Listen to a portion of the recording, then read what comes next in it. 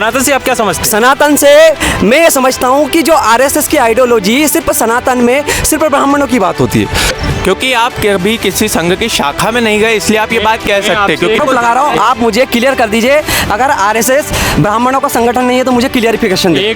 कांग्रेस के कोई भी कार्यकाल में आप बता दीजिए जो दलित और पिछड़े वर्गों से जिनको इतनी हायर पोजीशन दी गई है। पहला ये लोग हिंदुत्व की बात करते हैं, दूसरी तरफ पूरे देश में गाय काटने का काम करते हैं। मध्य प्रदेश में गाय पे 0% जीएसटी कर देते हैं, क्यों ये बंद नहीं करवा पा रहे हैं? नाथुराम गोडसे राष्ट्रीय स्वयंसेवक संघ से संबंधित व्यक्ति नहीं था। कहने का जो विचार जो आरोप लगने पर किसी भी संगठन को बैन लगाना अलग बात है, मगर उसके बाद में जब सुप्रीम कोर्ट ने क्लीन चिट दे दी तो आप उसके लिए आरएसएस को किस तरह गुनहगार बांध सकते? अगर बात करते हिंदुत्व की तो अभी तक इन लोगों ने पिछड़ों को आगे नहीं बढ़ाया। क्यों? जितने भी आरएसएस के द्वारा जितने भी स्कूल बनाए गए उसमें बच्चों की आइडियोलॉजी को परिवर्तन किया जाता है। वहाँ के स्टेट बोर्ड का पाठ्यक्रम फॉलो कर रहे हैं, तो आप ये कहना चाह रहे हैं कि वहाँ के स्टेट बोर्ड में आइडियोलॉजिकल दिक्कत है? रोज नमोकार मंत्र लेते हैं, नमोकार मंत्र कौन सी पूजा पद्धति में आता है आपको पता है? हिंदुओं को जोड़ने के लिए आरएसएस बाबा साहब का नाम का यूज करते हैं, लेकिन बाबा साहब के जीते जी ही वही आरएसएस संगठन था जिन्होंने बाबा साहब के जीते जी उनकी शवयात्रा निकालने का काम करी थी। आप ये बताइए ये गलत है या सही है? जो हिंदू आज हमारे देश में है वो खतरे में इसलिए है कि अगर हम हमारी जनसंख्या का विवरण देखें तो जो हमारी जनसंख्या है वो हिंदुओं की जो ग्रोथ रेट से बढ़ना चाहिए वो कम उससे बढ़ रही है, और जो मुस्लिम्स की है वो बढ़ रही है। पिछले 11 साल में इन्होंने कई बार ऐसी बात करी, हिंदू मुस्लिम को बरगलाने का काम किया, लेकिन उसके बाद भी आज आरएसएस के लोग ही अपने मुंह से कह रहे हैं कि हिंदुत्व खतरे में। नमस्कार, आज हम आ चुके हैं देवी अहिल्या विश्वविद्यालय इंदौर, और आज हम बात करने वाले हैं ऐसे ज्वलंत मुद्दों पर, ऐसे ज्वलंत विषय पर जो सदाबहार ही ज्वलंत रहा है इस भारतवर्ष की राजनीति में, सामाजिकता में और संस्कृति में। आज हम बात करने वाले हैं राष्ट्रीय स्वयंसेवक संघ की, जिन्होंने हाल ही में विजयदशमी के दिन अपने शताब्दी वर्ष पूर्ण किया हुआ है। इसकी शुरुआत होती है 1925 से केशव बलराम हेडगेवार से। आरएसएस का उद्देश्य ये है, जैसा कि वो लोग बताते हैं, संस्कृति की सुरक्षा और सामाजिकता को बढ़ावा देना। ऐसे कई उन्होंने कार्य भी किए हैं। फिर भी कई ऐसे आयाम हैं जो कि ये बताते हैं और हमेशा आरएसएस को ऐसे विवादों में घेरते हैं। आज हम उन्हीं मुद्दों पे बात करते हैं। हाँ जी, तो बताइए आपका नाम क्या है? जी, मेरा नाम योगित गुप्ता है और मैं छात्र नेता हूँ। जी योगित गुप्ता जी, तो आप हमें क्या वो आयाम या फिर वो क्षेत्रफल बता सकते हैं जिसमें आरएसएस हमेशा से विवादों में घिरा रहा है? देखिए, जिस तरीके के इनके पुराने विवाद में जिसमें घिरा रहा है वो रहे हैं कि इनने आज़ादी के कुछ वर्ष बाद तक झंडा नहीं ले रहा है। इस पर आपकी क्या विचारधारा है? अरे इधर कट कर लें। मेरा विचार ये है कि जो आरएसएस है ये आरएसएस किसका संगठन है? पहला क्वेश्चन मेरा आरएसएस वाले साथियों से भी ये सवाल है कि पहले मुझे ये बताएं कि आरएसएस की मूल विचारधारा क्या है और ये संगठन किसका संगठन है? क्योंकि जब वो लिखते हैं राष्ट्र स्वयं सेवक यानी राष्ट्र की बात होती है, लेकिन मुझे वो तो पता है कि राष्ट्र की बात किस तरह से कर रहे हैं, क्योंकि राष्ट्र में हर जाति, हर वर्ग, हर धर्म का व्यक्ति आ जाता है। लेकिन आप राष्ट्र की बात करते हैं तो उसमें राष्ट्र में जाति भेदभाव, धार्मिक भेदभाव हमें आरएसएस के अंदर देखने को मिलते हैं। पहली चीज ये हो गया। दूसरी बात, एक और अब हमें सवाल मन में आता है कि कुछ समय से बहुत एक चर्चा का विषय रहा हिंदू धर्म के अंदर सनातन धर्म।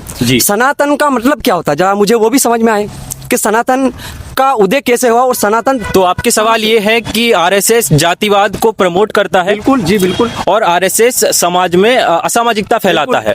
तो मेरा ये सवाल आपसे है कि जो भैया ने आरोप लगाए हैं उसको आप किस नज़रिए से देखते हैं? पहले अपना नाम बताइए। मैं राज सिंह चौधरी, मैं डीएवीवी का ही छात्र हूँ, और जैसे कि हमारे भैया ने जो प्रश्न उठाए हैं मैं उनका उत्तर देते हुए ये बोलना चाहूँगा कि सबसे पहले जो अगर हम आज़ादी के बाद से देखें तो जब, और आज़ादी के पहले जब हेडगेवार जी ने 27 सितंबर 1925 को जब आरएसएस जो राष्ट्रीय स्वयंसेवक है उसका नागपुर में जब उन्होंने बनाया था आरएसएस को, तो उनका एक उद्देश्य ये था कि जो हिंदू जो अपने भारत राष्ट्र है हमारा, उसकी जो मेजोरिटी है उसकी आवाज़ हिंदू की कौन बनेगा, क्योंकि मेनली कांग्रेस, मुस्लिम्स और जो दूसरे माइनॉरिटीज़ है उनका नाम लेके वो लोग राजनीति कर रहे थे, और जैसे जिन्ना हो गए वो उनके बहुत अच्छे दोस्त थे। अच्छा। और अगर हम आगे की बात करें कि हिंदुओं की आवाज़ रखने के लिए उन्होंने सबसे पहले आरएसएस का गठित करा। तो आपको ये लगता है कि हिंदू आज भी खतरे में है? जी बिल्कुल। आप अगर देखेंगे गजवाए हिंद आपने सुना होगा। हाँ जी। और सिर्फ जो क्रिश्चियनिटी है और जो मुस्लिम है, इन्होंने ही पूरी दुनिया को कन्वर्ट करा है। अगर आप मुस्लिमों को देखेंगे तो उनकी 3 आइडियोलॉजी चलती है, दार अल हरब, दार अल अमन और दार अल इस्लाम। दार अल हरब का मतलब ये होता है दार अल अमन। हमें मुद्दे से नहीं भटकते हुए मैं बस आपसे सिंपल क्वेश्चन ये करना चाहता हूँ, क्या आज के समय, आज के 2025 में क्या हिंदू खतरे में है? जो कि हिंदू या धर्म की राजनीति कर रहे हैं, उनको जो शय देता है, तो उस पर क्या विचार है? देखिए, इस पे मेरे ये विचार मैं व्यक्त करना चाहूँगा कि जो हिंदू आज हमारे देश में है वो खतरे में इसलिए है कि अगर हम हमारी जनसंख्या का विवरण देखें तो जो हमारी जनसंख्या है वो हिंदुओं की जो ग्रोथ रेट से बढ़ना चाहिए वो कम उससे बढ़ रही है, और जो मुस्लिम्स की है वो बढ़ रही है। अगर आप वेस्ट बंगाल में भी देखेंगे तो वहाँ पे जो इलीगल इमिग्रेंट्स आ रहे हैं बांग्लादेश और म्यांमार के थ्रू, जो रोहिंग्या मुस्लिम है उनके थ्रू, वहाँ की जो पॉलिटिक्स है वो बहुत अच्छा, change हुई है। तो आप ये कहना चाह रहे हैं कि मुसलमानों की जनसंख्या लगातार बढ़ रही है और आरएसएस इसी के विरोध में हिंदू राष्ट्र को बचाना चाह रहा है, क्योंकि आप देखेंगे आपका इस पे क्या विचार है? देखिए, 11 साल से, पिछले 11 साल से भारतीय जनता पार्टी की सरकार है देश में, और पिछले 11 साल में इन्होंने कई बार ऐसी बात करी, हिंदू मुस्लिम को बरगलाने का काम किया। हाँ जी। लेकिन उसके बाद भी आज आरएसएस के लोग ही अपने मुंह से कह रहे हैं कि हिंदुत्व खतरे में। पहले तो मैं इनसे पूछना चाहता हूँ कि आप हिंदुत्व में विश्वास रखते हैं? आप इनसे पहले पूछिए, आप हिंदुत्व में विश्वास रखते हैं? आपकी आरएसएस हिंदुत्व में मानती है? जी, आपके हिसाब से हिंदुत्व की परिभाषा क्या है? देखिए, अगर हम वीर सावरकर जी के शब्दों में देखें तो उन्होंने जब उनसे ये पूछा था कि हिंदुत्व और सनातन धर्म का क्या मतलब है, तो हम जब आगे बढ़ेंगे तो उन्होंने 2 संस्कृत की लाइनें बोली थी कि सिंधु सिंधु पर्यंता यस्य भारत भूमि का पितृभू पुण्य भूमि शिव, यह हिंदू रीति स्मृत है। इसका मतलब यह है, इस परिभाषा को आप किस नजरिए से देखते हैं? एक तरफ ये लोग हिंदुत्व की बात करते हैं, दूसरी तरफ पूरे देश में गाय काटने का काम करते हैं। मध्य प्रदेश में गाय पे 0% जीएसटी कर देते हैं। दूसरी तरफ हमारे भवरकुआ, जो कि इंदौर का मध्य प्रदेश का सबसे बड़ा स्टूडेंट हब है, इसके चारों दिशा में शराब की दुकानें बनी हुई है।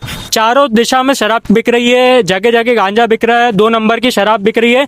अरे 11 साल से हिंदुत्व की सरकार है, उसके बाद भी इस तरीके का नशा बांटने का काम आप लोग क्यों कर रहे हो? और अगर ये सब हिंदुत्व में आता है तो आप स्पष्ट कीजिए कि आपके लिए हिंदुत्व की परिभाषा ये है कि हम नशा पूरे देश में, और अगर आप हिंदुत्व की बात करते हो तो हिंदुत्व में ये हर जगह स्पष्ट है हमारे ग्रंथों में कि जितने भी नशीले चीजें इनका सेवन करना हिंदुत्व में टोटली विरोध करता है हिंदुत्व इसका। हाँ जी, विरोध करता है। दूसरी चीज, हमारा हिंदुत्व गौ हत्या, किसी प्रकार की जीव हत्या का पूरी तरीके से विरोध करता है। उसके बाद भी 11 साल से इनकी सरकार है, ये लोग क्यों हिंदुत्व में क्या नारा देते हुए क्यों ये बंद नहीं करवा पा रहे हैं? एक बार आरएसएस के जो हमारे हेड है मोहन भागवत जी, वो एक बार मोदी जी को बोले कि भैया आप बंद कर दो, तो बंद कर देंगे, और अगर नहीं बंद करवा पा रहे हैं तो बोलो कि मोदी जी सुनते नहीं आरएसएस की। 2 में से क्या बात? आपका सीधा सवाल ये है, आपका सीधा सवाल मोदी जी से है और आरएसएस से है कि वो आरएसएस ही देश की राजनीति को चला रही है। चला रही, बिल्कुल। आपका सीधा सवाल ये है। इस पे मैं अपना खुद का एक जोड़ना चाहूंगा कि भाई साहब, धर्म कभी खतरे में नहीं पड़ता है, खतरे में पड़ती है सत्ता, और जब सत्ता खतरे में पड़ती है तो वह धर्म का आवरण लेके खुद को सुरक्षित करती है। इस पर आपकी क्या विचारधारा है? बिल्कुल आप देख सकते हो, जैसे कि मतलब लगातार जो भाजपा सरकार है वो चल रही है ना, लेकिन जो मुद्दे हैं जैसे किसानों का है, बेरोजगारी है, इन पर क्यों नहीं बात करती? हाँ, तो इनका कहना ये है कि इस पर बातचीत शिक्षा पे होनी चाहिए, बातचीत देश के इंफ्रास्ट्रक्चर पे होनी चाहिए, बात देश की तरक्की पे होना चाहिए।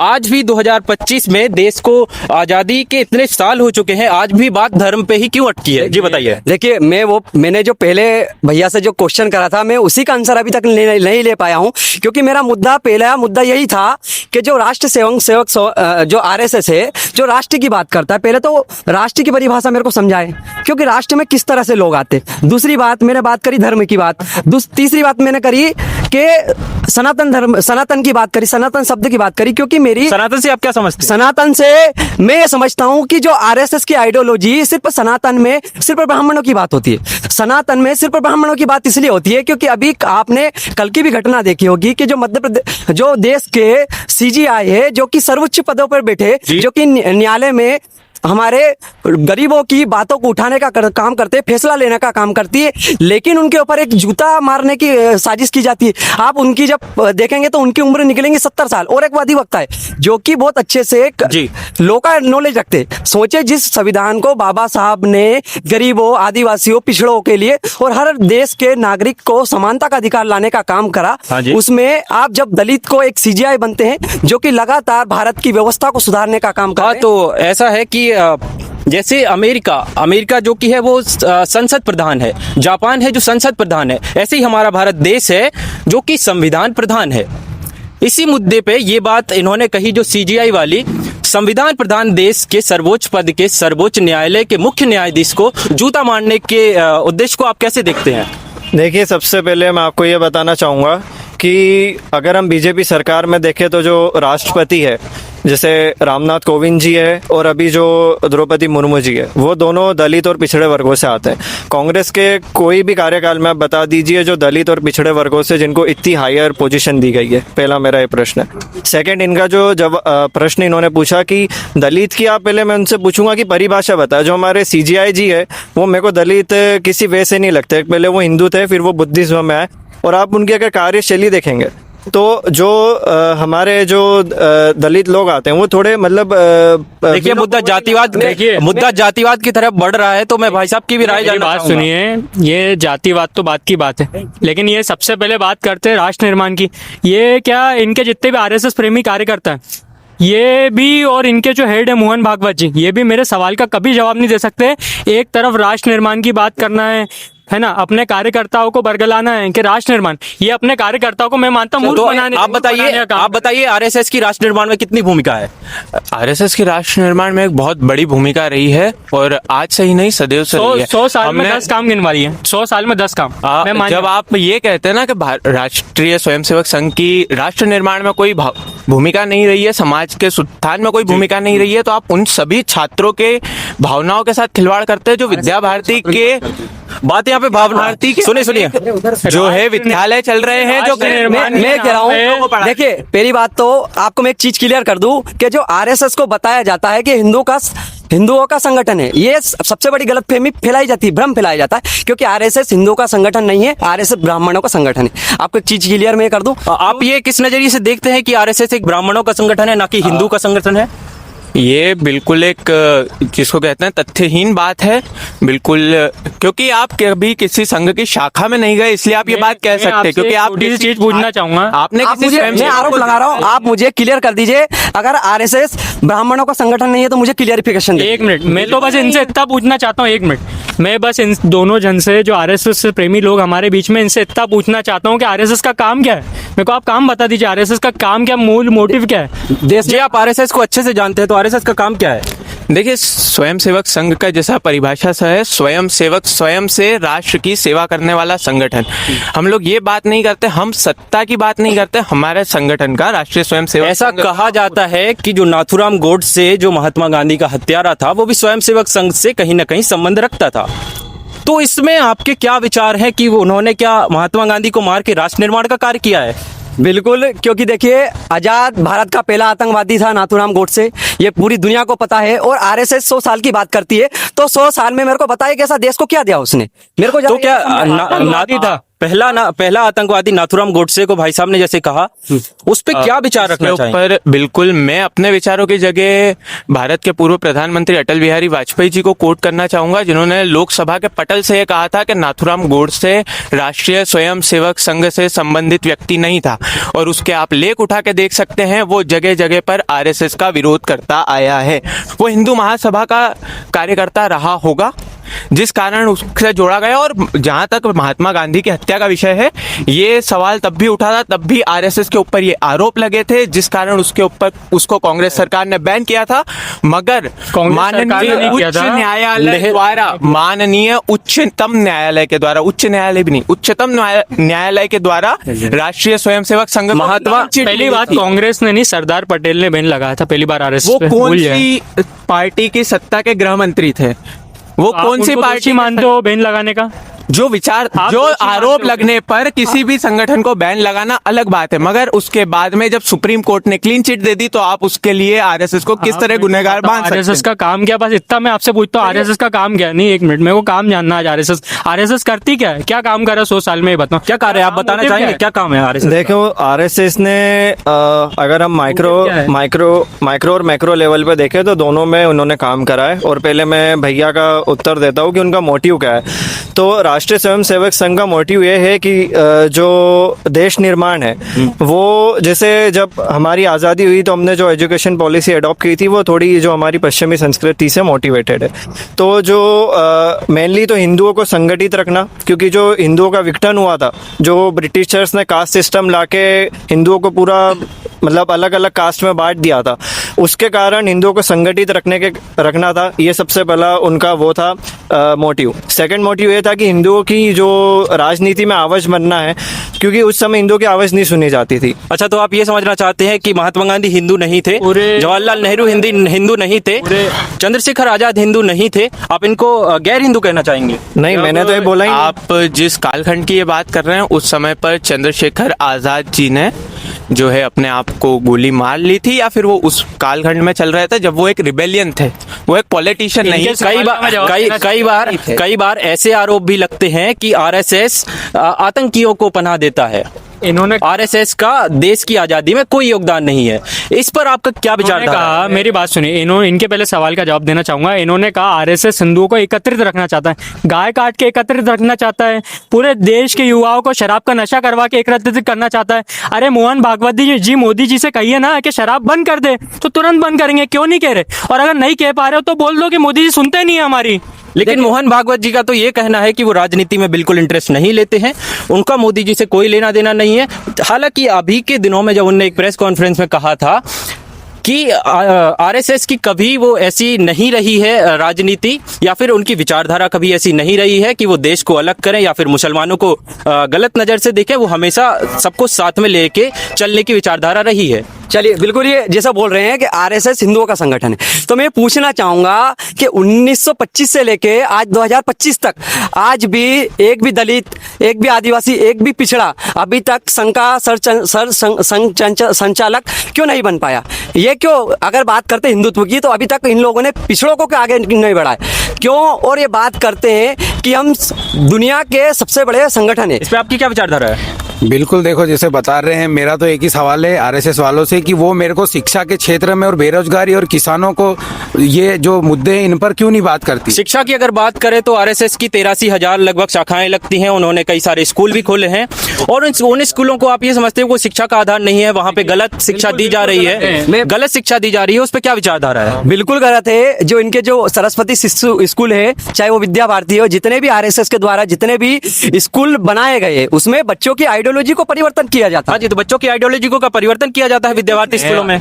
मैं आपसे ये कहना चाहता हूँ कि जिस भी राज्य में सरस्वती शिशु मंदिर चल रहे हैं वो उस राज्य का पाठ्यक्रम फॉलो कर रहे हैं, वहाँ के स्टेट बोर्ड का पाठ्यक्रम फॉलो कर रहे हैं। तो आप ये कहना चाह रहे हैं कि वहाँ के स्टेट बोर्ड में आइडियोलॉजिकल मैं दिक्कत है? आपको क्लियर कर दूं, सरस्वती स्कूलों में आप देख लीजिए, जबकि स्कूल ले लिए चाहे कॉलेज ले लिए, वहाँ पे कोई भी धर्म, कोई भी जाति की, वो किसी भी वर्ग की बात नहीं होती, क्योंकि वहाँ पे शिक्षा का मंदिर है, वहाँ पे सभी जाति सभी धर्म के समान रहते हैं। लेकिन सरस्वती स्कूल में हिंदू रीति रिवाज की परंपरा आपको देखने को मिलेगा, वहाँ पे आपको पूजा पद्धति देखने को मिलेगा, वहाँ पे आपको धार्मिक आयोजन देखने को मिलेगा, जबकि हमारा संविधान किसी भी जाति और धर्म को ये चीजें नहीं देता, वो सभी को समानता का अधिकार देता, चाहे वो कोई सा भी स्कूल हो, चाहे कोई सा भी कॉलेज हो। आप नाथुराम गोडसे को, मैं इस पे उत्तर देना चाह रहा था कि आप जब कह रहे हैं ना कि संघ केवल एक पूजा पद्धति को प्रमोट कर रहा है सरस्वती शिशु मंदिर, तो मैं सरस्वती शिशु मंदिर से पढ़ा हूँ और हम रोज नमोकार मंत्र लेते हैं, रोज नमोकार मंत्र लेते हैं। नमोकार मंत्र कौन सी पूजा पद्धति में आता है आपको पता है? जैन पूजा पद्धति में आता है। आज भारत की माइनॉरिटी है जैन।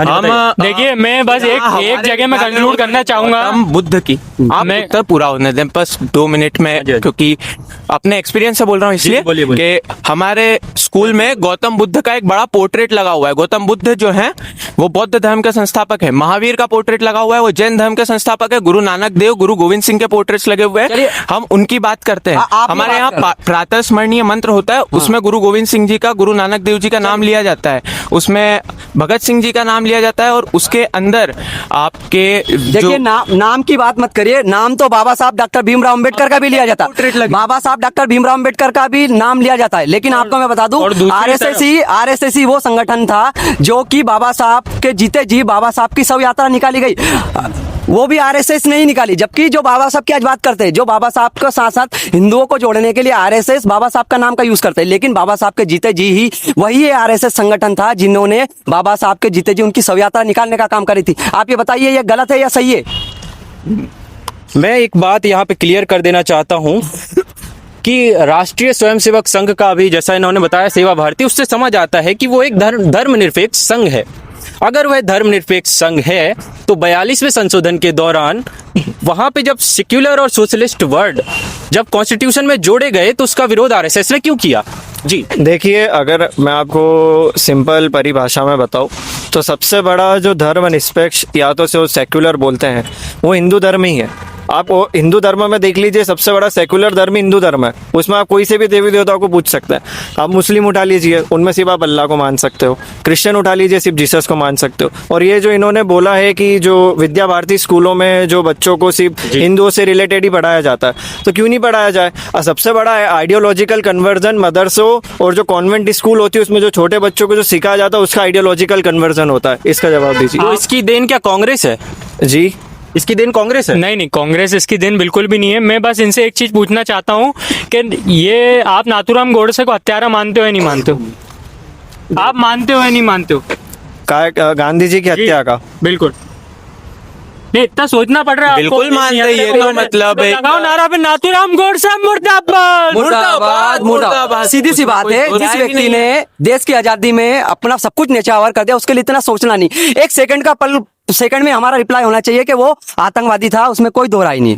ये बहुत सही बात कही है। अगर देश विरोधी कोई कार्य हो रहा है, उसको अगर 2 सेकंड से 3 सेकंड अगर आपको लग रहे हैं उसको देश विरोधी या फिर आतंकी बोलने में, तो फिर ये आपकी बहुत बड़ी एक कमी है। जी देखिए, सबसे पहले अगर हम देखेंगे तो जो गांधी जी का जो मूल, अगर हम संकेत या तो जो उनका मूल भाव था वो गोडसे की विचारधारा पे बात हो रही है। नहीं, मैं आपको आगे बता रहा हूँ। वो सबसे पहले उनका जो गांधी जी का जो मूल भाव था और जो उनसे जुड़ा हुआ था वो राम से था। वो जीते जी भी राम ही बोलते थे और जब वो उन्होंने मरे और आखिरी शब्द उन्होंने बोला है राम ही बोला। हम मानते हैं कि गोडसे ने गांधी जी की हत्या करी थी क्योंकि वो ऐसा मानते थे कि गांधी जी की वजह से ही देश का बंटवारा हुआ है। पर जब कांग्रेस ने बोला कि राम काल्पनिक है, तो जब गांधी जी के आत्मा का जो हम दहन बोलेंगे वो कांग्रेस ने करा था। अच्छा, तो ये सीधा सीधा आरोप कांग्रेस पे लगा रहे हैं कि जो दहन है उनकी आत्मा का वो किया था कांग्रेस ने, जबकि मारा नाथूराम गोडसे ने था।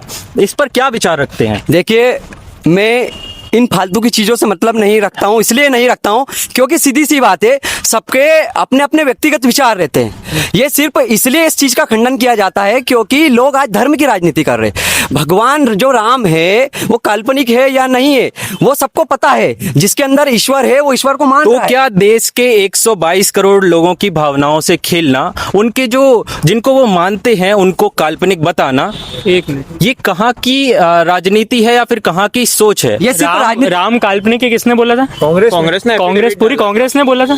कांग्रेस सरकार द्वारा अगर बीजेपी का एक कार्यकर्ता दलित शोषित के साथ कुछ गलत कर देता है, बीजेपी का कार्यकर्ता बलात्कार कर देता, तो इसका मतलब क्या बीजेपी ने रेप कर दिया? हाँ जी, बिल्कुल, ये बिल्कुल बहुत ये इस बात का मैं उत्तर दे देता हूँ कि किसी एक व्यक्ति ने नहीं कहा था।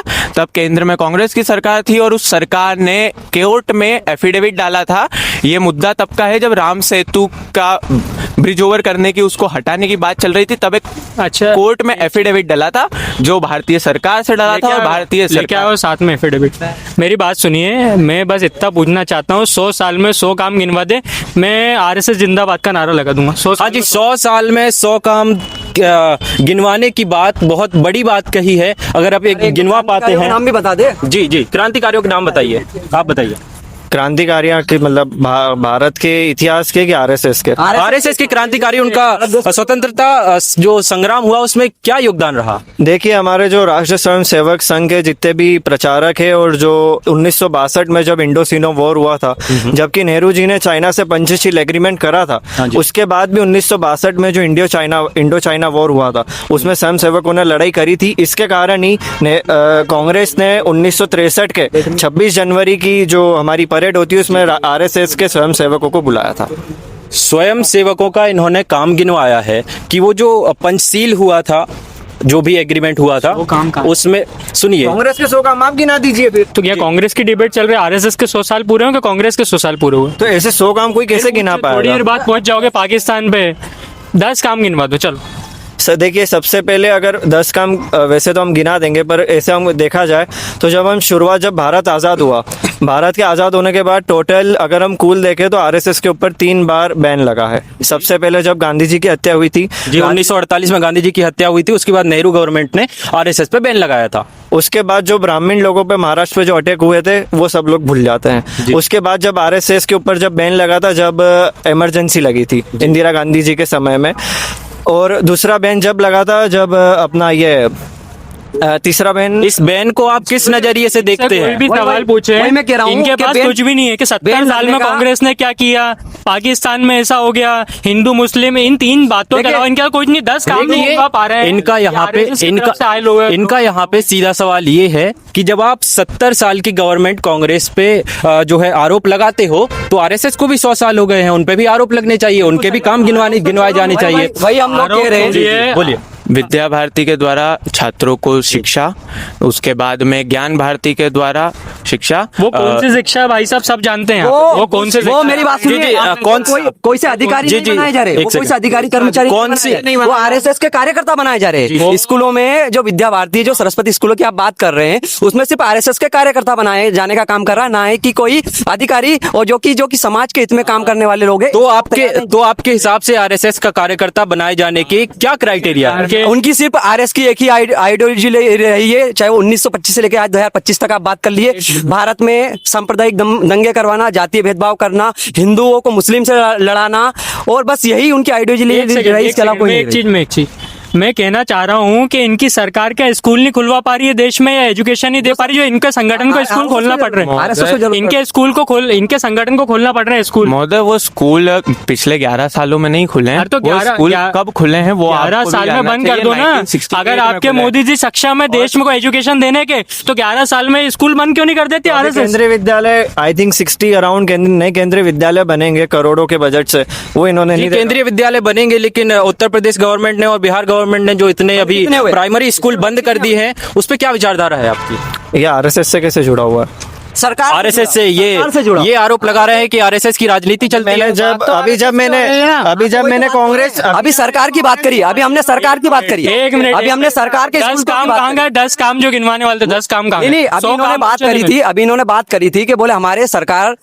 ने इसलिए स्कूल नहीं बनवाए, पहले आरएसएस की बात करी, आरएसएस ने स्कूल बनवाए, इसके बाद हमने सरकार की बात करी। तो आपके सरकार ने जितने स्कूल बनवाए उससे हजारों गुना तो बंद करवा रहे। आप देख लिए कितने केंद्रीय विद्यालय खुला, आप भी 13,000 स्कूल बंद करवाए यूपी में इन्होंने। आरएसएस के बनाए हुए विद्या भारती स्कूलों का कोई योगदान नहीं है, ये भाई साहब का आरोप है, और इस आरोप को आप किस तरीके से लेंगे?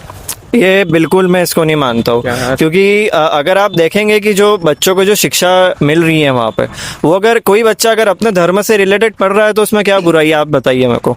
अगर आप आपके मदरसे में आप देखिए मुस्लिम भाइयों को, मुस्लिम जो उनके ग्रंथ है, जो उनके कुरान है, उनके अकॉर्डिंग पढ़ाते हैं, तो अगर हम विद्या भारती में देखिए, वो मेरे ग्रंथ और मेरे कुरान नहीं है, वो जो मुस्लिम उनसे जाके पूछो ना भैया। मेरी बात सुनिए, दूसरी बात मैं ये कह रहा हूँ कि जो इन्होंने बोला कि वो मदरसों में पढ़ाया जा रहे, ठीक है, अच्छी बात है, पढ़ाया जाए, उसकी हम कोई हमारी मंशा नहीं, और हम उसका विरोध भी नहीं करते, अच्छी बात है पढ़ाई जाए। लेकिन आप अभी देखिए, आरएसएस ने अपना 100 वर्ष गांठ पे पूरे देश में आरएसएस की संघ के जितने भी थे पथ संचालन किया, जिसमें आप देखेंगे कि इनके आयोजन या तो स्कूलों में हुए या कॉलेजों में। मैं आपसे पूछना चाहता हूँ, अगर यही काम अगर कोई दूसरा संगठन करता तो यहाँ की भारत की हो चाहे मध्य प्रदेश की सरकार हो, परमिशन देती क्या?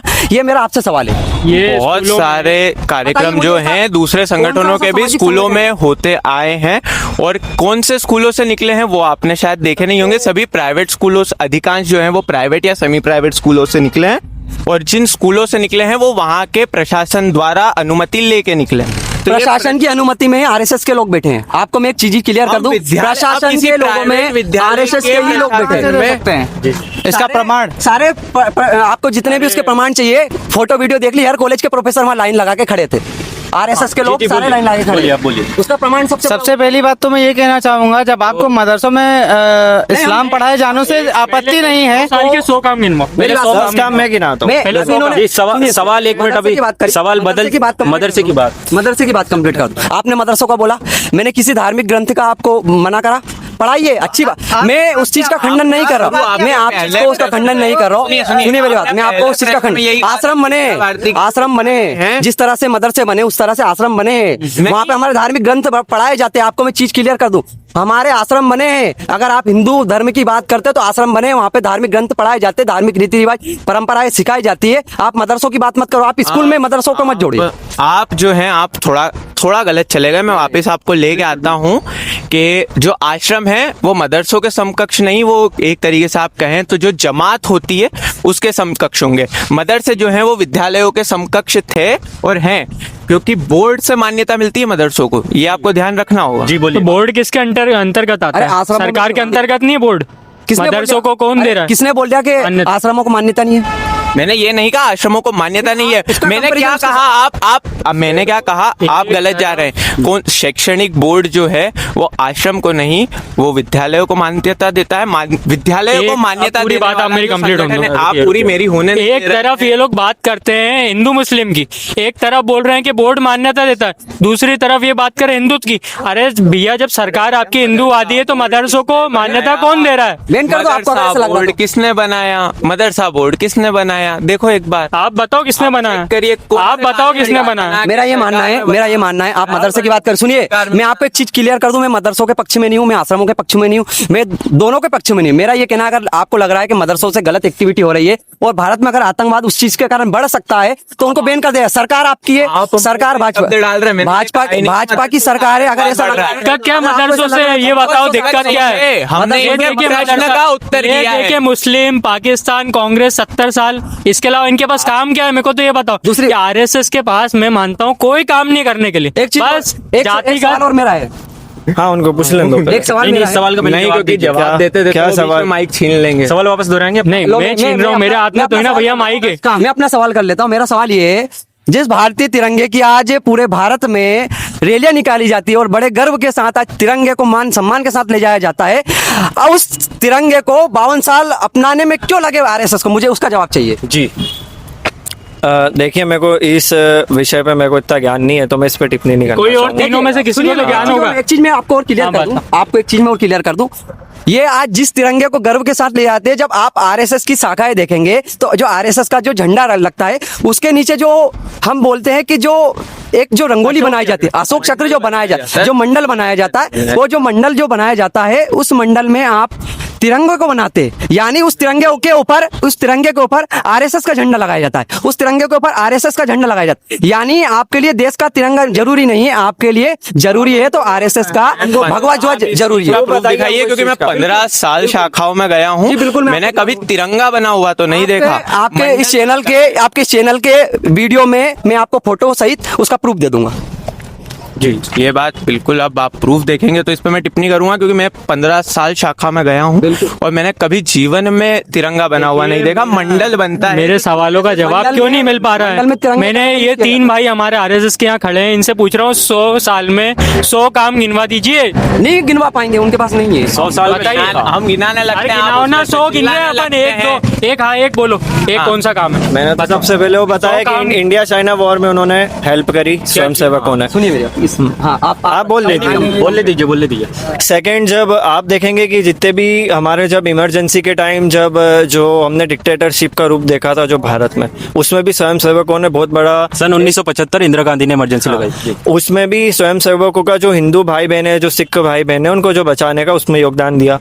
जो जहाँ पे हमारे जैसे अगर भूकंप आते हैं, बाढ़ आती है, वहाँ पे जो राहत सामग्री पहुँचानी रहती है, एनडीआरएफ और एसडीआरएफ के साथ स्वयं सेवक भी वहाँ पे उनके साथ काम में लगे रहते हैं। अब इतनी जगह आपातकाल आती, इतनी जगह आप देखोगे भूकंप और जो नेचुरल कैलेमिटीज आती है। अब ऐसे अब हमको एक एक करके गिनाते जाएंगे तो इतना तो हमको भी याद नहीं कि कितनी काम जगह गिनाने आती से है। देश आगे नहीं बढ़ेगा साहब। तो हिला दिए। हिंदू मुस्लिम करने से देश आगे बढ़ता है? हिंदू मुस्लिम करने से बढ़ता है? युवाओं को नशे करवाने से देश आगे बढ़ता है? सुनिए, उसका भी युवाओं को नशे करवाने नशा आरएसएस स्पॉन्सर्ड नहीं है। नशा आप देखेंगे, अगर हम नशा भी बंद करेंगे तो सबसे पहले अपोजिशन ही बोलेगा कि अपना नशा कैसे बंद कर क्यों दिया। बोलेगा? अपोजिशन क्यों बोलेगा? बंद करो तो एक बार तो लेके आओ ये चीज कि मोदी जी से बोलो, मोहन भागवत जी मोदी जी से बोलो कि नशे बंद कर दे, तो तुरंत करेंगे। क्यों नहीं कर रहे? या तो बोल दो कि मोहन भागवत जी बोलेंगे आके कि भैया मोदी जी हमारी बात नहीं सुनते, आरएसएस की बात नहीं सुनते, ये देश में नशे बंद नहीं करना चाहते हैं, ये मध्य प्रदेश में गाय काटना बंद अभी नहीं करना। अभी अभी आपका ऑपरेशन सिंदूर हुआ था, जब नहीं हो रहा था तो आप होने के लिए जिद कर रहे थे, जब होने लगा तो आप रोकने के लिए कहने लगे कि क्यों रोक दिया। और अब जब आपको किसी भी चीज पर टिप्पणी नहीं होती तो फिर आप बस मुद्दे बनाते हो। हिंदू मुस्लिम यहाँ आरएसएस या फिर किसी सरकार का काम नहीं है, हिंदू मुस्लिम व्यक्तियों का काम है। 400 किलो। सुनिए मेरी बात, इन्होंने बात करी अभी है ना ऑपरेशन सिंदूर की। मैं आपसे पूछना चाहता हूं कि जब ऑपरेशन सिंदूर हुआ था तो आप सोशल मीडिया को सही से चेक करिए, उनके जितने भी नेता, मैं किसी कांग्रेस के पक्ष में नहीं, मैं आपको एक चीज क्लियर कर दूं, मैं कांग्रेस के और भाजपा के बिल्कुल पक्ष में नहीं हूं, मैं बिल्कुल एक भारत का नागरिक हूं।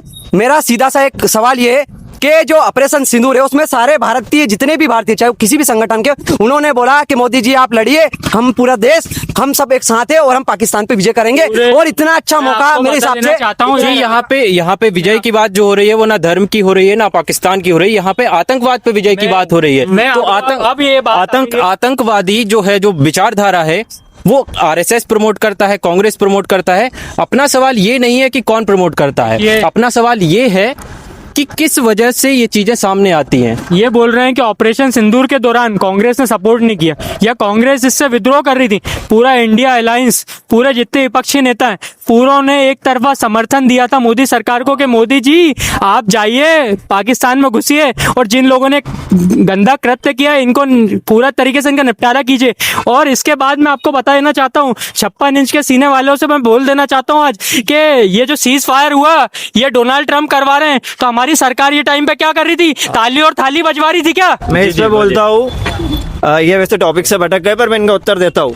जो सीज फायर होना था, जो डायरेक्टर जनरल ऑफ वॉर है पाकिस्तान के और जो हमारे हैं इंडिया के, तो उन्होंने जब एक दूसरे से बात करी और एक दूसरे से बात करके उन्होंने बोला कि अब भारत आप पाकिस्तान पे अटैक मत करिएगा। और जैसे ही हमारे जो विक्रम मिस्त्री जी है, जो क्या प्रूफ है?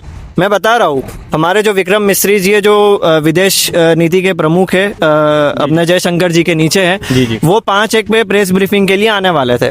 और हम ये जितने भी कृत्य कर रहे थे हम अमेरिका को बता के चल रहे थे। हमारी प्रेस ब्रीफिंग थी 5:30 पे और 5:01 पे ट्रंप आते हैं और ट्वीट कर देते हैं कि मैंने सीज फायर करा, जबकि सीज फायर डायरेक्ट पाकिस्तान हमारे पास आया था। उनके जो डायरेक्टर जनरल ऑफ वॉर है वो भारत के DGIP के पास आए थे और बोले थे कि हम सीज फायर करना चाहते हैं और हमने अमेरिका को बता दिया था। हमारी 5:30 पे प्रेस कॉन्फ्रेंस थी, आप PIB जगह चेक कर लीजिए, और 5:01 पे ट्रम्प का ट्वीट आता है कि मैंने सीज फायर करवाया। ये उनका सिर्फ एक क्रेडिट लेने का, खुद को विश्व गुरु कहते हैं, खुद को विश्व गुरु कहते हैं और सीज फायर होता है डोनाल्ड ट्रंप के द्वारा। ये गलत, ये कैसी बात है? आप अरे तो बोलो ना कि नहीं करवाया डोनाल्ड ट्रंप ने, बोलो खुल के।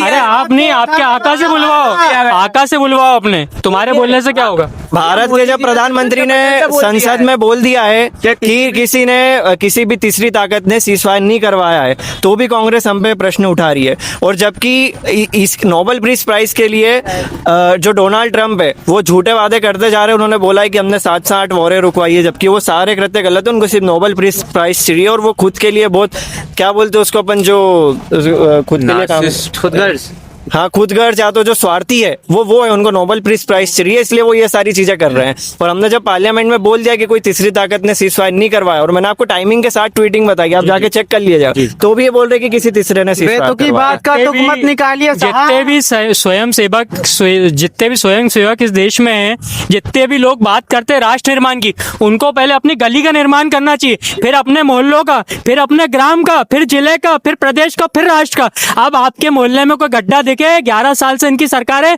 इनको पकड़ के ले जाओ, बोलना भाई साहब गड्ढा भरो। भाई साहब ये जो टॉयलेट आपने बनवाई है पूरे देश में, इस टॉयलेट गंदी दिख रही है, पानी नहीं है वहां पे, पानी लाओ, टंकी में भरो, टॉयलेट साफ करवाओ। अरे राष्ट्र निर्माण की बात करते हैं, मोहल्ला निर्माण कर नहीं पाए 11 साल में, बजाओ ताली जी।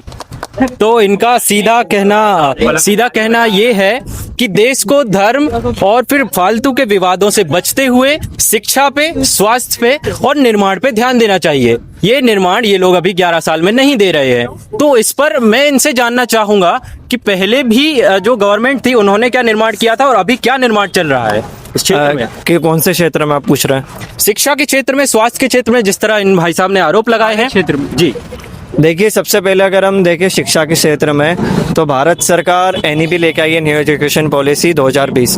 उसमें हम देख रहे हैं कि जो हमारी जो पुरानी जो हमारे इतिहास है, जो कि दूसरे हिस्टोरियंस जो लेफ्टिस्ट थे जैसे रोमिला थापर है, और ये जो डीयू के जेएनयू के जितने भी लेफ्टिस्ट हिस्टोरियन, उन्होंने एनसीईआरटी की बुक्स बनाई जब भारत आज़ाद हुआ। उसके बाद से जो हमारा जो रियल इतिहास था, असली इतिहास हमें जानने को नहीं मिला। वो बुक्स में हमने रिफॉर्म्स करे, अभी हमने फिर एनईपी लाए। फिर आप बोल रहे हैं कि स्वास्थ्य के क्षेत्र में भी हमने बहुत सारे, ये तो कागजी बातें हैं, ग्राउंड क्षेत्र पे इसका क्या असर पड़ा है उसके ऊपर प्रकाश डालिए थोड़ा। जैसे मैं अभी यहाँ पे पढ़ रहा हूँ, हमारा जो कोर्स है बीकॉम ऑनर्स, वो भी एनईपी के अंडर आता है। हमारा जो सिलेबस है फुल्ली अपडेटेड है, फुल्ली मार्केट डिमांड के अकॉर्डिंग उसको डिजाइन करा गया।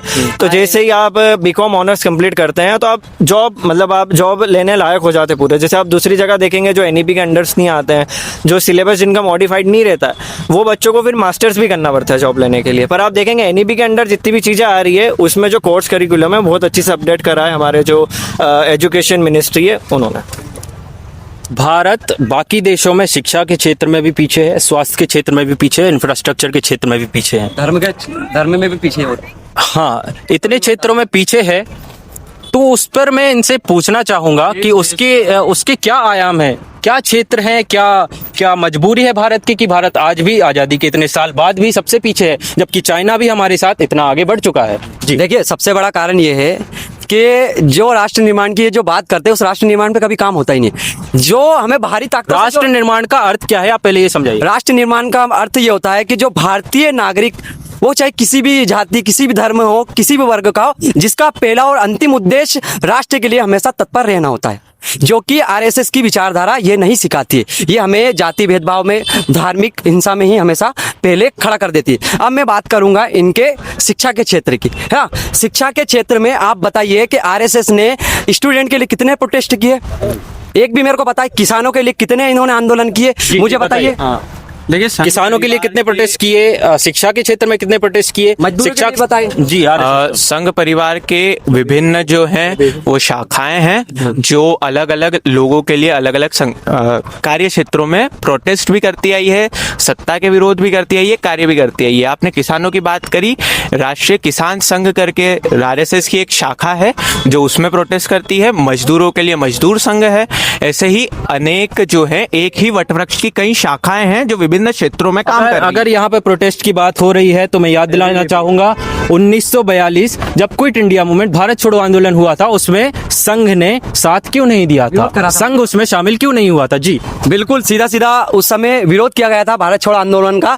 और दूसरी बात, ये बात कर रहे हैं, मैं आपसे ये पूछना चाहूंगा कि राष्ट्र निर्माण एक परिवार निर्माण की तरह होता है, जिसमें हर व्यक्ति की भागीदारी होती है। आपसे मैं पूछना चाहूंगा कि जो आरएसएस की ये बात करते, क्या आरएसएस नहीं मानता कि वो जाति भेदभाव करता है, वो महिलाओं के साथ भेदभाव करता है? अगर महिलाओं के साथ भेदभाव नहीं करता है तो आरएसएस में महिलाओं का स्थान क्यों नहीं है? मुझे ये भी बताएं। आरएसएस इनका आरोप है कि आरएसएस में महिलाओं का योगदान नहीं है। आप देखिए, इनको पता ही नहीं है आरएसएस का जो पथ संचलन निकलता है, वो पहले जो पुरुषों का पथ संचलन होता है, उसके ठीक दिवाली के बाद या 2-3 हफ्तों बाद महिलाओं को भी पथ संचलन निकलता है। और जो पुरुषों की रिस्पेक्ट है, वो महिलाओं की रिस्पेक्ट भी आरएसएस में, ये देखते नहीं है। आपको सर्च करना चाहिए। देखिए, मेरी बात सुनिए, शाखाएं अलग अलग हो सकती है, लेकिन मैं बात कर रहा हूँ घर की, एक घर की बात कर रहा हूँ मैं, अलग अलग घरों के मकानों की बात नहीं कर रहा हूँ कि वहाँ पे महिलाएं रहती है, वहाँ पे बच्चे रहते हैं, यहाँ पे बुजुर्ग रहते हैं। मैं बात कर रहा हूँ सिर्फ एकमात्र घर की, जिसमें कि सारे परिवार के सदस्य रहे। लेकिन आरएसएस के अंदर ये नहीं। आप अन्य संगठनों को देखिए जिसके अंदर हर व्यक्ति की भागीदारी रहेगी। आप मुझे बताइए कितनी महिलाएं आरएसएस में अभी तक रही है? मुझे एक ये पहले तो क्लियरिफिकेशन कर दे, क्योंकि ये इनके पास रिप्लाई नहीं है इसका। अरे भैया, एक आंकड़ा भले ही मेरे पास में नहीं है, लेकिन जैसे राष्ट्रीय स्वयंसेवक संगठन, राष्ट्रीय स्वयं सेविका संगठन, राष्ट्रीय स्वयंसेवक संघ में महिलाएं नहीं आ सकती, राष्ट्रीय स्वयं सेविका संगठन में पुरुष नहीं जा सकते। क्यों नहीं जा सकते? क्यों इतने बड़े देश में, शिक्षित देश में? सबसे बड़ी बात ये आरएसएस की विचारधारा, मनु की विचारधारा है। देखिए, जहाँ पे पूरा आज देखिए, जहाँ पे आज पूरा देश जेंडर इक्वलिटी की बात कर रहा है, इक्वल अपॉर्चुनिटीज की बात कर रहा है, उस क्षेत्र में भाई साहब का कहना है कि आरएसएस में सेविका संघ अलग जाता है और सेवक संघ अलग जाता है।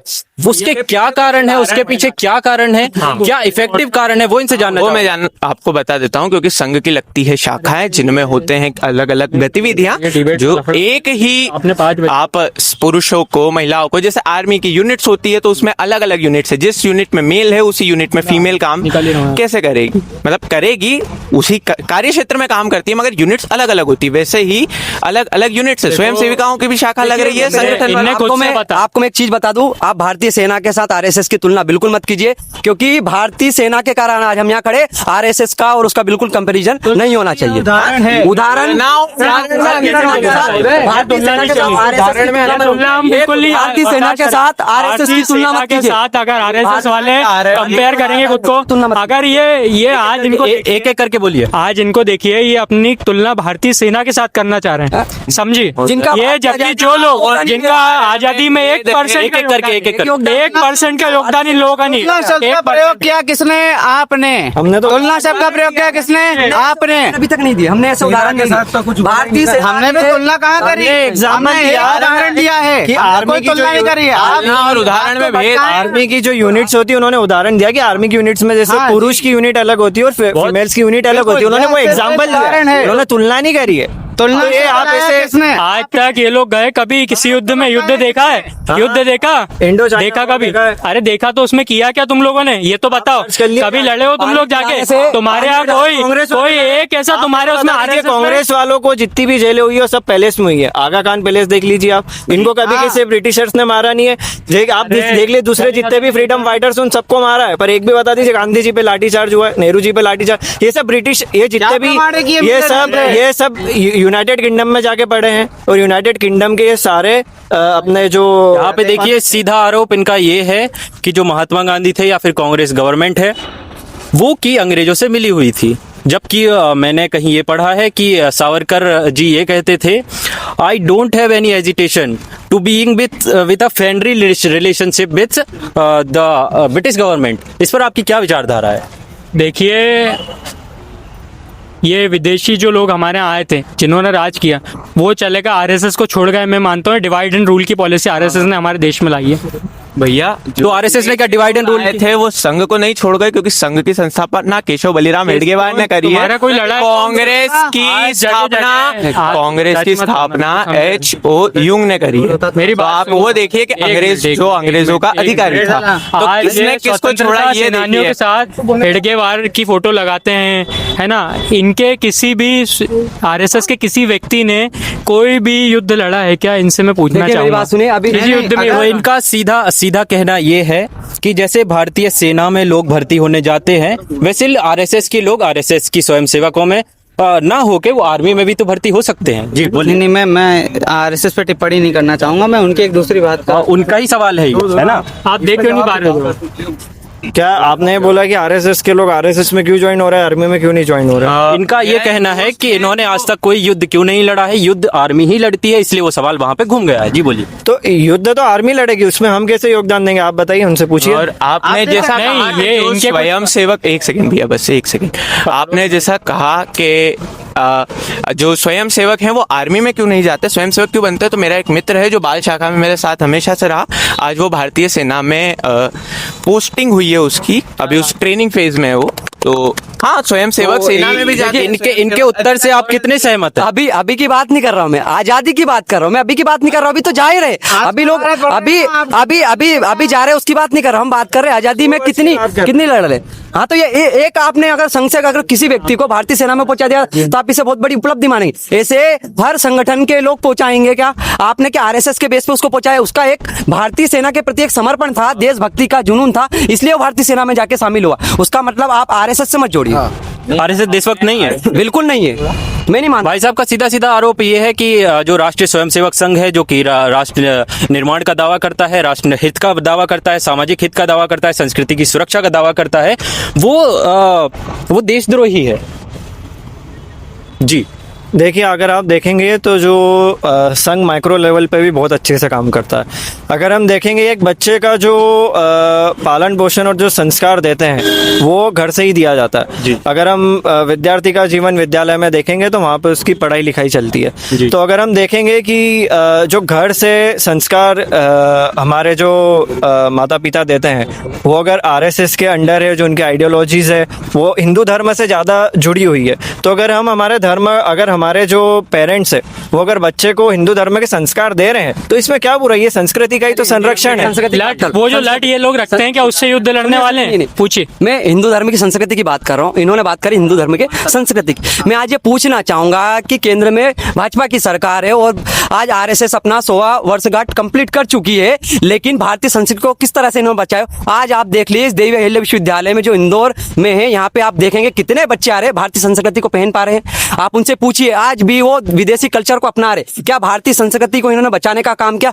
भारतीय, उसके बाद में आप बात करेंगे धार्मिक स्थलों को, कितने धार्मिक स्थलों को इन्होंने संरक्षण किया, मुझे वो भी बताए, ताकि मुझे पता तो चले कि जो जिस लिए आप संस्कृति की बात करते, धर्म की बात करते, वो कितना अभी आप लोगों ने बचाने का काम किया है। तो क्या वेस्टर्न पहनावा अपना लेने से जो हिंदू संस्कृति है वो खतरे में पड़ जाती है? मेरा तो ये मानना नहीं है कि हिंदू संस्कृति कहीं से कहीं तक जो वेस्टर्न पहनावा अपनाने से फर्क पड़ रहा है उसको। जी देखिए, अगर हम हमारे युवाओं को, जैसे उन्होंने बात तो सही कही कि पश्चिमी संस्कृति से उनको भटकने से रोकना है, पर अगर हम उनको बोलेंगे कि आप वो जो पहनावा ये बोल रहे हैं, अगर हम उनको मना करेंगे तो वो बोलेंगे कि ये डेमोक्रेसी है, फ्रीडम ऑफ एक्सप्रेशन है। तो फिर आप बोलोगे कि आप युवाओं पे दबाव डाल रहे हो कि आप ऐसे ही कपड़े पहनो, आप वो वाले कपड़े मत पहनो, तो भी ये वाली बात बोलेंगे। जैसे बात अभी इन्होंने ये करी है कि उनकी हम स्वतंत्रता छीन रहे हैं। मैं आपसे पूछूंगा, जब आरएसएस में कोई व्यक्ति जुड़ता है तो उससे उसकी स्वतंत्रता छीन ली जाती। जब हम उसको बताए जाते हैं, जब उसको हम जोड़ते हैं तो कहीं ना कहीं हमारी विचारधारा से प्रभावित होता है। उसी तरह से यदि अगर हमें किसी व्यक्ति का पहनावा बदलना है तो हम उसको हमारे संस्कृति और परंपरा और हमारी धरोहर के बारे में बताएं। पहनावा बदलना क्यों है? क्यों नहीं बदलना चाहिए? क्यों नहीं बदलना चाहिए? क्योंकि जो बात करते हैं राष्ट्र में, ये जो बात करते हैं संस्कृति की, क्यों संस्कृति में पहनावा नहीं आता क्या? संस्कृति में पहनावा आता है, लेकिन कौन सी पूजा पद्धति आती है, लेकिन कौन सी ऐसी संस्कृति है जो पहनावे से बदल जाती है? जी बिल्कुल, देखिए मेरी बात सुनिए, आप भारतीय संस्कृति देखेंगे तो उसमें हमारे भारतीय संस्कृति में आपको उनके साड़ी पहनने का जो रीति रिवाज है, जो परंपराएं आती है, जो कि अलग अलग क्षेत्र के वाइज हो सकते हैं। जहाँ पे कहीं चुन्नी डालना हो सकता है, फिर अलग अलग वहाँ पे संस्कृति हो सकती है। लेकिन आप देखेंगे आज भी जो भारतीय युवा है वो किस तरह से अपनी धार्मिक पद्धति को भूल रहे हैं। आप ये बताइए कि नहीं भूल रहे क्या? धार्मिक पद्धति को नहीं भूल रहे, पूजा पद्धति को नहीं भूल रहे, जो हमारी जो धार्मिक रीति रिवाज उनको नहीं भूले क्या? इसमें आरएसएस क्या कर रहा है? देखिए, जो आपको बोलना, first and the most important चीज, आरएसएस किसी भी देश का संस्कृति जो होती है वो टाइम टू टाइम चेंज होती रहती है। फर्स्ट पहला चीज़ ये था कि बिफोर, जब हम 1927 की बात कर लिया, उससे पहले एक देश में ये था कि हम लोग ये क्या कहते हैं, संस्कृत पढ़ते थे, उच्च जाति वाले संस्कृत पढ़ते थे, या फिर ये कर लेते हैं सती प्रथा। तो ये भी देश की संस्कृति थी, बट आज नहीं है। सती प्रथा देश की संस्कृति को आप कैसे डिफाइन कर रहे हैं? मनु के नाम पे? नहीं, कई चीजें आती है, जैसे रिलीजन के अंदर ही आती थी सती प्रथा। तो क्या जो कुप्रथाएं भी रिलीजन के अंदर आती हैं, जैसे सती प्रथा, पर्दा प्रथा, ये इनको ये जस्टिफाई कर रहे हैं, इनको सही बोल रहे हो क्या? बिल्कुल भी नहीं। मैं आरएसएस का कार्यकर्ता, मैं सिंपल से, मैं एक आरएसएस का कार्यकर्ता आज सती प्रथा को संस्कृति बता रहा है हमारे देश की। बहुत शर्म की बात है। First and the most important चीज, आपने बताई है। वन सेकेंड, आप पहले पूरी बात सुनने से पहले ही आप बोलने लगते हैं। पहला चीज, मैं ये नहीं बोल रहा हूँ सत्य प्रथा, हर एक धर्म का रिलीजन जो होता है वो चेंज होता है, उसका culture time to time change होता है। ऐसा नहीं है कि आज जो रिलीजन है वही आगे भी रहेगी, नहीं, उसका कल्चर है जो आज है वही आगे भी रहेगी, नहीं, वो चेंज होते रहते हैं। पहले ये था कि हम धोती कुर्ता पहनते थे, फिर हम वो सिल्क के कपड़े पहनने लगे, तो ऐसे ऐसे चेंज होती। किसी भी देश का कल्चर एक स्टैटिक नहीं होता, वो चेंजेस होता है अकॉर्डिंग टू सिचुएशन। हम एक विचार के द्वारा एक मनुष्य में बुद्धिमत्ता ला सकते हैं, पर उस बुद्धिमत्ता का उपयोग मनुष्य को खुद ही करना पड़ता है। वो चाहे तो सही करे, चाहे तो गलत, यह एक व्यक्तिगत मामला है। और अगर आप इस पे टिप्पणी करना चाहेंगे तो फिर इसका तो कोई तर्क ही नहीं है। पहले ये होता था कि हमारे वो देश में गुरुकुल था, ठीक है, तो वो हमारे कल्चर का एक हिस्सा था। जब ब्रिटिशर आए तो उन्होंने गुरुकुल को हटा के कल्चर की परिभाषा कल्चर की परिभाषा ये है कि दिन जो हम जीते हैं, जो हमारी दिनचर्या है, वही कल्चर होती है। किसी भी देश का दिनचर्या वही उसके कल्चर होती है।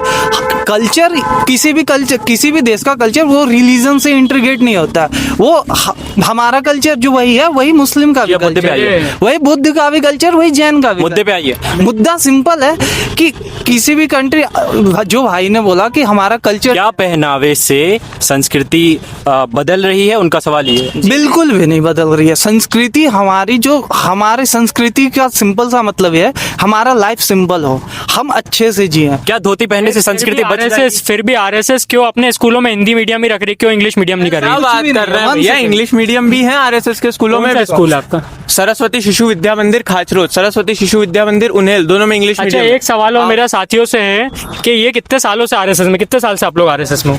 जी मैं तो आरएसएस में नहीं हूँ, मैं कभी भी आरएसएस में नहीं रहा हूँ। जी ये व्यक्तिगत सवाल है, ये कॉन्फिडेंशियल ये बताना सही नहीं है। क्यों कॉन्फिडेंशियल है? ठीक है, वो उनका- इससे फर्क नहीं पड़ता है। अपन मुद्दे अरे की ये बात लोग अगर इतने टाइम से आरएसएस में, तो इन लोगों ने क्या किया राष्ट्र निर्माण के लिए, जो दूसरी तरफ राष्ट्र निर्माण का गाना गाते रहते हैं? जी देखिए, सबसे पहले अगर हम देखें कि अब जो शाखाएं लगती है, उनमें जो आप बोल रहे हैं कि राष्ट्र निर्माण के लिए आपने क्या क्या क्या काम किया महोदय, मैं आपसे पूछ रहा हूँ। तो राष्ट्र मैं वही निर्माण के बता रहा हूँ ना, जितनी शाखाएं में हम जाते हैं, लिए। हाँ तो शाखाओं में सबसे पहले जो हमारी फिजिकल एक्टिविटीज होती है। हाँ, तो ये राष्ट्र निर्माण। मेरी बात पूरी हो गई, पूरी हो गई मेरी बात, तो आप कर लो, पहले आप बोल लो। आप, मैं, मेरा सवाल वो कुछ और है, आप शाखा में ले जा रहा हूँ। जी जी। तो मैं वही बोल रहा हूँ कि वहाँ पे जब ये सारी चीज़ें कंप्लीट हो जाती थी, तो हमारी जो शाखा है ही, हम जो ऑर्गेनाइज करवाते हैं, वो ही एक देशभक्ति का रूप है। अगर आप भी, जैसे आप आएंगे शाखा में ऑर्गेनाइज कराना, उसमें हम फिर जो भी जितने भी देश के topic होते हैं, शाखा में क्या क्या कार्य होते हैं, क्या क्या ऐसी जो गतिविधियां होती हैं जो राष्ट्र कि निर्माण में। जी जैसे कि सबसे पहले तो जो फिजिकल एक्टिविटीज होती है, वो हमको कहीं भी काम आ सकती है, ठीक है। और सेकंड, जो ये सारी चीज़ें होने के बाद हम जो देश के जो भी ज्वलंत मुद्दे होते हैं, या तो जो बहुत कंसर्निंग टॉपिक होते हैं धर्म से रिलेटेड, वो सब हम डिस्कस करते हैं। तो वो जब डिस्कस करेंगे तो सभी घर तक वो विचार जाएंगे, और वो विचार फिर सब दूर फैलेंगे।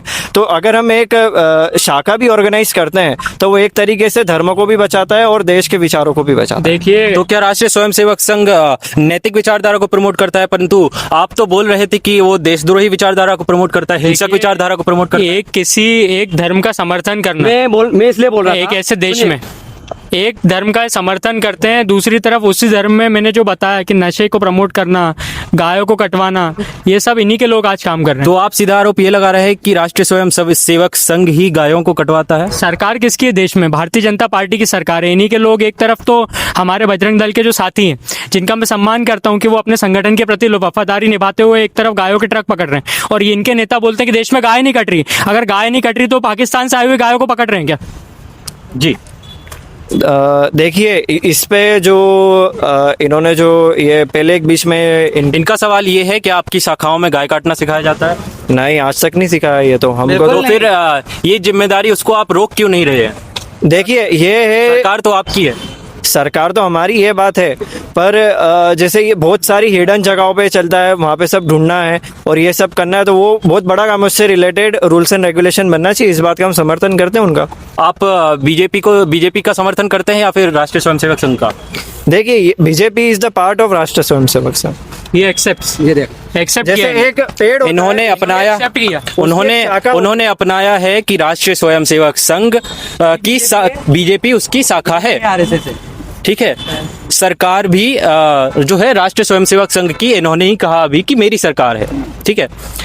तो फिर मोहन भागवत जी ये क्यों कहते हैं कि मेरा बीजेपी से कोई संबंध नहीं है, हम सरकार में कोई भूमिका नहीं निभाते हैं, और इस आरोप को फिर कैसे जस्टिफाई करोगे कि आरएसएस का राजनीति में कोई योगदान नहीं है? जी बिल्कुल। और दूसरी बात, मैं एक और चीजें पूछना चाहता हूँ कि आरएसएस की विचारधारा में धार्मिक विचारधारा के साथ साथ जाति विचारधारा है या नहीं, उसका मुझे एक तरफ ये बीजेपी, इसलिए मैं कह रहा हूँ क्योंकि फिर मैं उसको उदाहरण दूंगा। पहले आप मुझे बताइए, आरएसएस में जाति भेदभाव और धार्मिक भेदभाव होता है या नहीं एक होता? तरफ बीजेपी से अपना रिश्ता बताते हैं कि बीजेपी हमारी पार्ट है, दूसरी तरफ गाय क्यों कट रही है, बताओ मुझे। देखिए, मैं दोनों चीज बताता हूँ। सबसे पहले कि जो मैंने आपको बताया, मैंने आपको ये बताया कि बीजेपी का जन्म आरएसएस से हुआ था। पहले उन्होंने बनाया था हिंदू महासंघ, हिंदू महासंघ के बाद जब आगे जाके और पॉलिटिक्स में हिंदू संगठन को बढ़ना था, तो उन्होंने भारतीय जनता पार्टी का मतलब संगठित करा था। उसके बाद अगर आप आपका प्रश्न था कि धार्मिक धार्मिक और कट्टर- जाति भेदभाव आरएसएस में धार्मिक और जाति भेदभाव होता है या नहीं होता है? देखिए, अभी जब अपना पथ संचलन था तो उसमें अगर आप देखेंगे कि सनातन धर्म के जितने भी आप रिलीजन देखेंगे वो सब थे। उसमें आप देखेंगे हिंदू थे, सब ना, हमारे सिख भाई थे, जैन भाई थे, और जितने भी सनातन धर्म के मुस्लिम हमको दिखे ही नहीं, वो आते ही नहीं है। यानी धार्मिक भेदभाव तो है, मुस्लिम नहीं है, यानी धार्मिक भेदभाव, जाति भेदभाव, जाति भेदभाव है नहीं है। जाति भेदभाव नहीं है, सब है। आप मुझे बताइए किसको बोलते हैं? ब्राह्मण क्षत्रिय इसको बोलते हैं कि एसटी एससी ओबीसी? सुनिए बात, क्योंकि जाति इसलिए बोल रहा हूँ कि जो आरएसएस की जो आइडियोलॉजी है वो मनुष्य की आइडियोलॉजी है, जो कि आप देख लिए महिलाओं से भेदभाव सिखाती है। दूसरी बात, आपको जातीय, आपका मैंने उसका उदाहरण दिया, आरएसएस में महिलाओं का कोई स्थान नहीं, आपने शाखा को, मुझे उससे कोई मतलब नहीं। दूसरी बात मैं आपको बता दूं, आपके अंदर अगर जातीय भेदभाव नहीं है तो अभी तक संघ का सर संचालक कोई भी आदिवासी दलित पिछड़ा क्यों नहीं बन सका? मुझे बताइए, जाति भेदभाव नहीं है। एक तरफ राष्ट्र निर्माण की बात, उत्तर उत्तर उनको बोल रहे ये कंप्लीट करिए, मेरा आंसर हाँ, इनका आंसर दीजिए। इन्होंने ये पूछा कि अभी तक कोई दलित या पिछड़े वर्ग से राष्ट्रीय स्वयंसेवक का जो संचालक है वो क्यों नहीं बना है।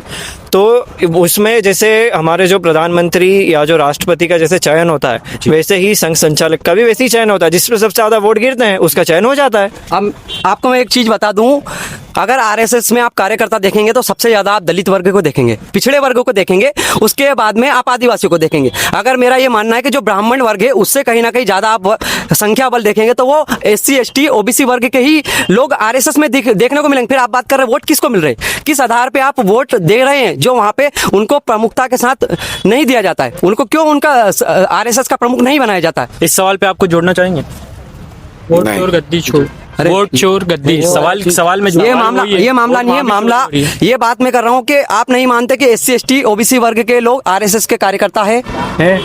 हाँ, आप मानते इस चीज को, तो फिर उन लोगों को क्यों मौके नहीं दिए जाते? देखिए, हमारे नगरीय होगी वही करेगा ना साहब। नगरीय प्रांतीय ये सारे हमारे मतलब संघ संचालक रहते हैं। तो ये मतलब ओबीसी एसटी इन सबसे रहते हैं, पर जो संघ संचालक है वो बहुत बड़ी भूमिका रहती है। उस पे जो हम मतलब जो जिसको भी बनाते हैं वो सबसे ज्यादा जिसको वोट मिलते हैं उनको ही बनाते हैं। अब जैसे हमारे जो नगरीय संघ संचालक है, प्रांतीय संघ संचालक है, वो हम सारे फील्ड से मतलब जितनी भी जाति सबसे बनाते हैं। हम ऐसा नहीं है किसी सब दूर ब्राह्मणों को ही बनाते हैं, ऐसा नहीं वहाँ है। पे भी लोकतंत्र जो की है, लोकतंत्र फॉलो किया जाता है। फिर कैसी बात करते हैं? अगर वहाँ पे भी लोकतंत्र फॉलो किया जाता है तो फिर आपको इनका सवाल ये है कि अगर वहाँ पे भी लोकतंत्र फॉलो किया जा रहा है तो वहाँ का प्रतिनिधित्व कोई एससी एसटी या फिर ओबीसी क्यों नहीं कर रहा है? मैं आपको एक चीज बता दूं, वहाँ पे कोई लोकतंत्र यूज नहीं किया जाता है, क्योंकि आरएसएस की आइडियोलॉजी कहती है कि जो आने वाला जो संघ का जो सर संचालक होगा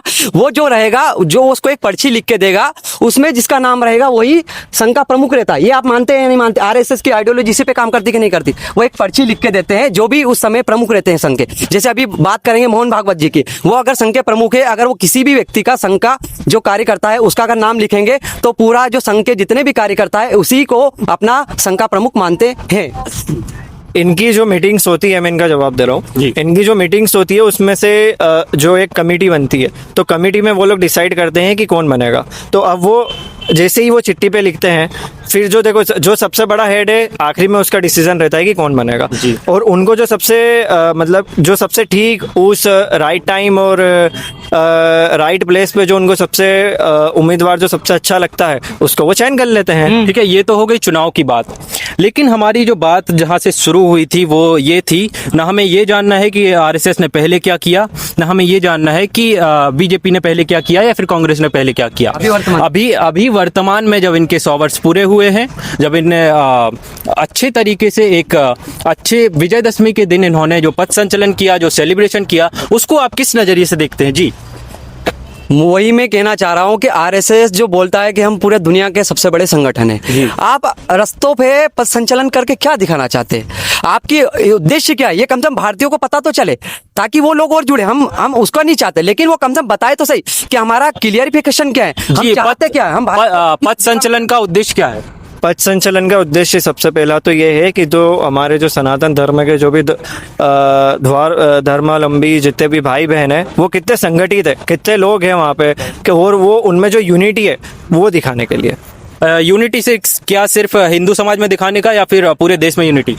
पूरे देश में आप देखो ना, इन्होंने जो मैंने अभी इनके प्रश्न का उत्तर दिया कि उसमें सारे ही अपने रिलीजन हो गए और जितने भी कास्ट है उन सब के लोग हैं, तो उन सब में जो एक देश हित में जो यूनिटी होनी चाहिए वो, और जो देश की जो नीचे गिराने वाली पावर्स है उनको भी दिखाना है कि हमारी इनका कहना है कि पथ संचलन का सबसे बड़ा उद्देश्य ये है कि देश में एकता बनी रहे और देश की एकता का प्रदर्शन करना ही पथ संचलन कहना है। चाहूंगा 50 लाख की आबादी वाला शहर है, 1 लाख लोग भी पथ संचलन में नहीं थे। तो ये तो जो लोगों की ये जो तो लोगों की व्यक्तिगत भावना है मेरे हिसाब से। ये लोगों की भावना कि लोगों के दिल में आरएसएस की क्या असलियत समझ में आ गई लोगों को आज, जो आम जनता को समझ में आ गई, ये इस भीड़ को देख के प्रमाणित होता है। मैं अगर वर्तमान की बात करूं, वर्तमान में आप क्या कर रहे हैं और भविष्य में आप क्या करना चाहते हैं? जैसे कि आपका कौन से क्षेत्र में पूछ रहे हैं, मतलब सभी क्षेत्र में, राष्ट्र निर्माण के क्षेत्र में, समाज निर्माण के क्षेत्र में। उस पर अभी मेरे को, मतलब अभी मेरी उस पर स्टडी चल रही है, तो इस पर अभी मैं टिप्पणी नहीं करूँगा। देखिए, नहीं टिप्पणी नहीं, उद्देश्य क्या है? मतलब राष्ट्र निर्माण में जो आप बोलते हो कि हम राष्ट्र निर्माण में हमारी योगदान है, तो अभी भविष्य में आप क्या करोगे और मतलब किन लोगों को आप समर्थन दे रहे हो, किन जाति, मतलब ये किन कामों का आप प्रमोट कर रहे हो, ये बताओ ना आपकी क्या।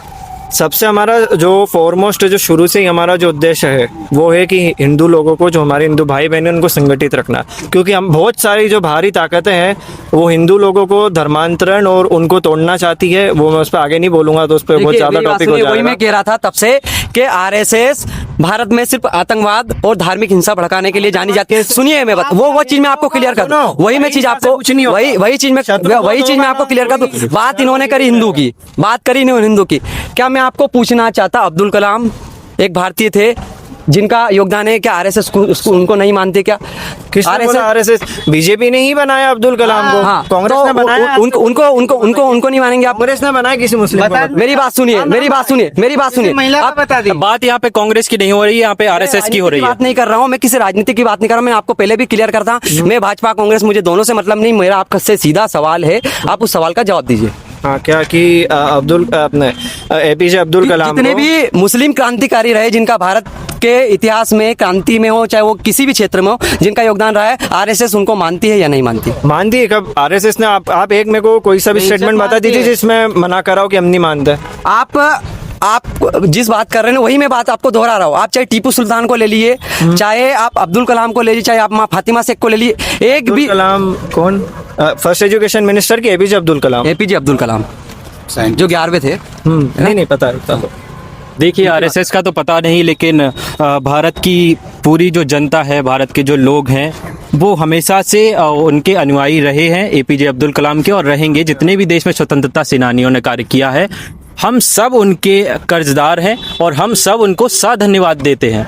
मुद्दा यहाँ पे हमें ये दिखाना नहीं था कि किन्होंने क्या किया है या फिर किन्होंने क्या नहीं किया है, किस पे क्या आरोप है, किस पे क्या आरोप नहीं है।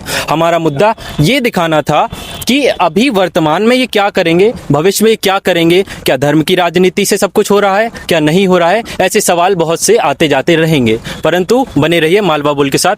अंश दुबे, कैमरामैन धर्मेंद्र के साथ।